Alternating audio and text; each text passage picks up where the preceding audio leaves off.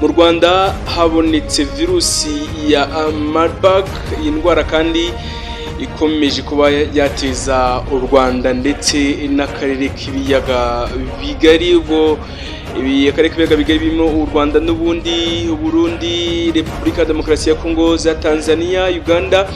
Ubwo muri make ni East African Community cyangwa se ibihugu byo mu karere k'Iburasirazuba bwa Afurika. Wakibaduse iyi ndwara isa naho yateye ubwoba igihugu cy'u Rwanda. Yandurite ese ni bwoko ki? Ubundi iyi ndwara yavutse ryari cyangwa se yatangiye kugaragara mu bantu ryari? Ese ubundi wayirinda gute? Nkomeze kwifuriza ibihe byiza bakunzi babiza TV Rwanda, weho ukomeze kudukurikira ukamenya amakuru yacu ya buri kanya, amakuru y'umunsi, amakuru y'imyidagaduro, amakuru y'imikino, ni siporo muri rusange.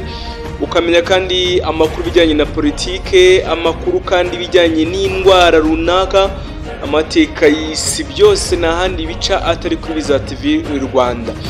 Wowe kandi ukomeje gukora subscribe, ndakwishimiye cyane, nkuhaye ikaze. Menya ko utangira urugendo rushya no kumenya iby'isi bishya kandi muri rusange byose bijyanye na tekinoloji. Aka kanya none rero ku itariki ya 27 z'ukwezi kwa 9 umwaka 2024, mu gihe twatumaze iminsi turwana n'icyorezo cy'indwara y'ubushita cyangwa se monkeypox virus, ubu noneho mu Rwanda habonetse indi ndwara isa ntaho iteye benshi urujijo, igatera benshi imitima guhangayika. Ni indwara isa naho ikomeye cyane, ariko ndasaba ko wewe utwumva wokurikira ibiganiro bya Biza TV Rwanda, ugakurikira amakuru atandukanye, nuko indwara ugomba kwimenya, ukamenya ese yabaye hite, ubuzima bwayo n'ubuhe. Minisiteri y'Ubuzima mu Rwanda yatangaje ko mu gihugu habonetse abarwayi bake bafite virusi ya Marburg, kandi harimo gukorwa iperereza ngo hamenyekane aho iyi virusi yaba yaraturutse cyangwa se aho iyi virusi imikorere, imyitwarire yayo. Itangazo rya Minisiteri y'Ubuzima rivuga ko hashyizweho ingamba zo kuyirinda cyangwa se zo kuyirinda ndetse no kuyikumira mu bitaro, mu bigo nderabuzima bitandukanye birya hino bitandukanye, mu ntara zitandukanye no mu turere tw'igihugu dutandukanye. Itangazo kandi ntirivuga ibitaro cyangwa se ikigo nderabuzima iyi ndwara yabonetsemo, ntabwo ryigeze rigaragaza wenda ngo ni mu karere kanaka, umurenge uyu, akagari se cyangwa umudugudu, cyangwa se ngo rivuge ngo ni aba n'aba bashobora kuba bagaragayeho iyi ndwara.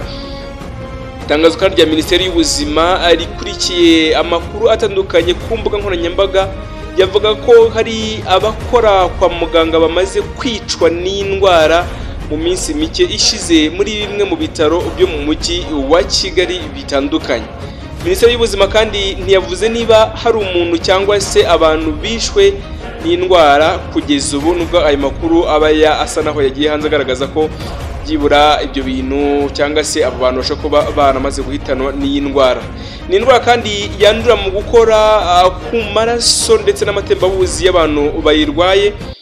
Ibimenyetso kandi byayo birimo kugira umuriro mwinshi cyane, umutwe ukabije, kuruka, kuribwa mu mitsi cyangwa se kuribwa mu nda. Urumva ko iyi ndwara muri iki gihe hari kugaragara indwara zitandukanye zifite ibimenyetso bijya gusa. Urumva monkeypox virus ndetse na COVID-19 ndetse n'indwara ya Marburg, byose urumva ko bifite isano kuko byose bigaragaza ibimenyetso bijya gusa kandi no kuyandura bijya gusa, usibye ko wenda haraho imwe n'imwe bidatembera mu mwuka cyangwa se ngo igendere mu mwuka uyihumeke winjize mu mihumekere yawe cyangwa se mu buryo bwa inhaling and exhaling cyangwa se respiration, heart breathing and breathing in and breathing out. So ibyo byose niho bijya gutandukana. Reka handi urumva ko indwara na amatembabuzi ni ugukora mu maraso y'uwayanduye cyangwa se amatembabuzi runaka y'uwanduye iyi ndwara. Minisiteri y'Ubuzima rero ivuga ko hatangiye igikorwa cyo gushakisha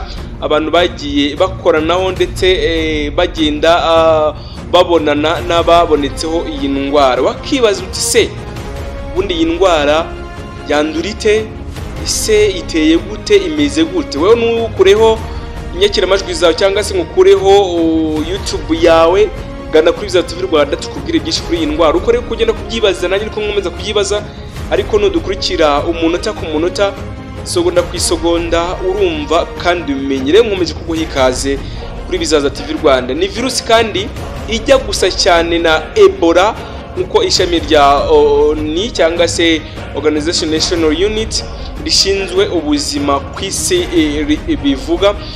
bivuga kandi rero ko virusi ya Marburg yatangiye kuboneka igihe cyangwa se igihe abantu bagera kuri 30 bayanduriye nyuma y'icyumweru bagapfa mu biza byayo byakurikiranye, aho mu mwaka w'1967 muri Marburg kandi na Frankfurt aho mu Budage, ubwo ni hariya rwose mu bihugu byo hanze y'u Rwanda.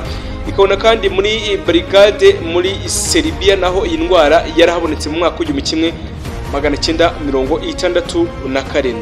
Iyi ndwara kandi basanze yaraje iturutse mu nkende n'ubundi zinjijwe muri Budage zivuye mu gihugu cya Uganda.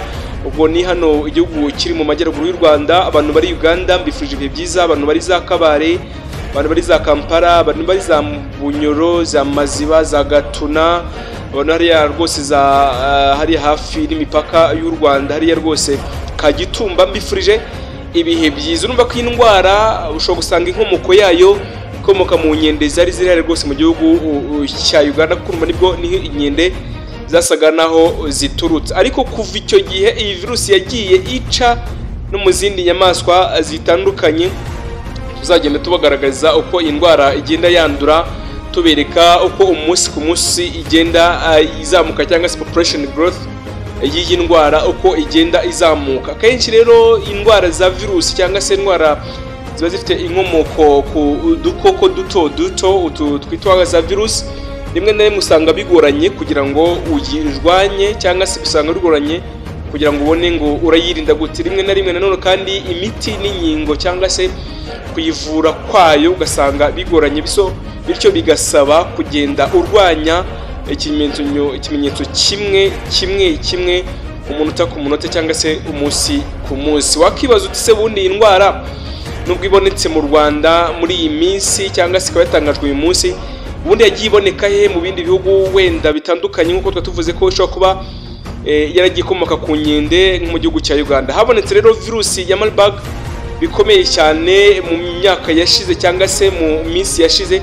nuko mu mwaka wa 2017 Uganda habonetse abantu 3 nibo bayanduye, bose barapfuye ntago bigeze babonekaho. Mu mwaka kandi 2012 muri Uganda n'ubundi abantu 15 barayanduye, abantu bose bitaba Imana bavamo umwuka baritahira kubera iyi ndwara ya Marburg.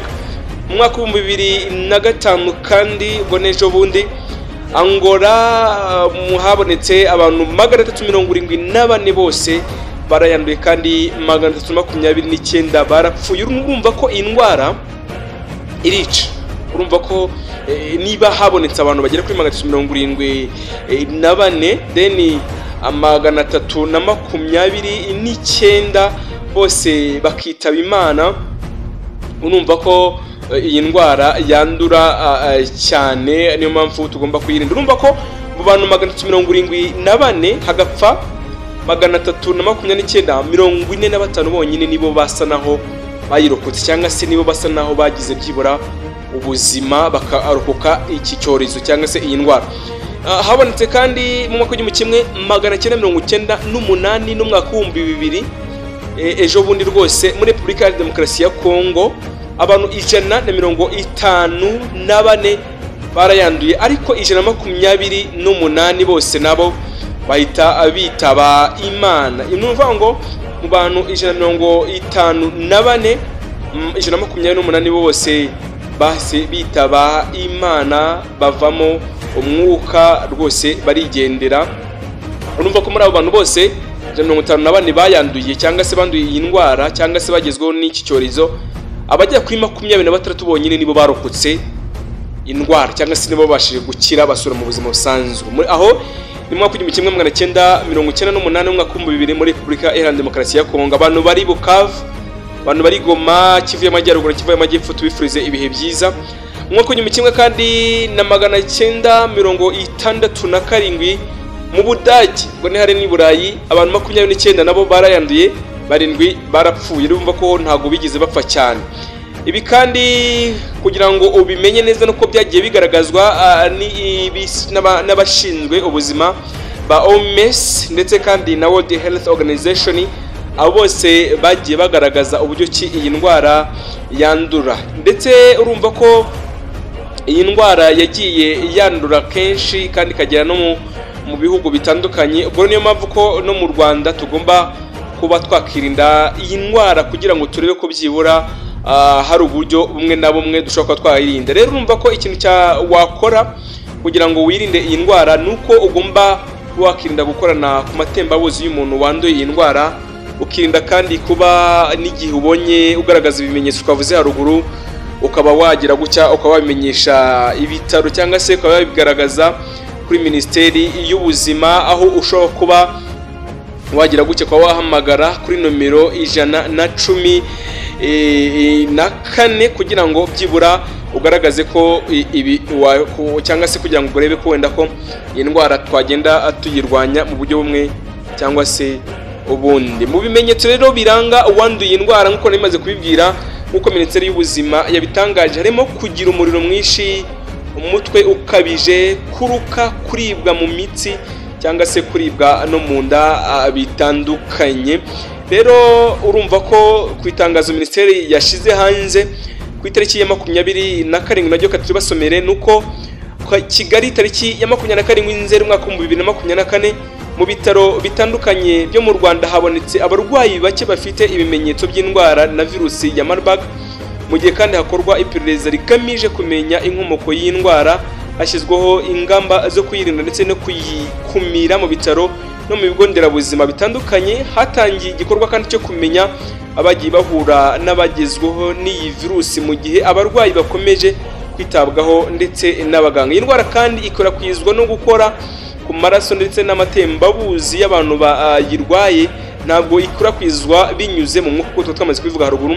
Uwo kandi uwo ari we wese wagaragajeho ibimenyetso ibyo ari byo byose, kugira umuriro mwinshi, umutwe ukabije, kuruka, kuribwa mu mitsi cyangwa se kuribwa mu nda, yahamagara ikigo cy'igihugu gishinzwe ubuzima RBC kuri nomero 114 cyangwa se akegera ivuriro rimwegere. Minisiteri y'Ubuzima kandi ikomeje cyangwa se kuganira hafi ndetse kugira ngo ikomeze gukangurira abanyarwanda kumenya iki cyorezo kureba n'ukuntu bakirinda hafi. Kandi ikibazo kandi irakomeza kubagezaho amakuru ajyanye n'indwara. Abaturage barasabwa gukomeza imirimo yabo birinda kandi bakaza ingamba z'isuku n'isukura muri rusange. Ati murakoze. Rero niyo mpamvu natwe kuri Izaza TV Rwanda tugiye tubagezaho amakuru muyamenye kandi mumenye indwara ko ari ngombwa burya ngo ubuzima n'ubuzima bwiza n'ubuzima butazima, niko aba scientifique cyangwa se aba biologiste bagiye babivuga. Niyo mpamvu weho komeza ukore subscribe, wikandire kukazogera rwose tujye tuganira tubane umunsi ku munsi. Nitwa Eric Nshimiyimana, nandi neguza naho gutaha.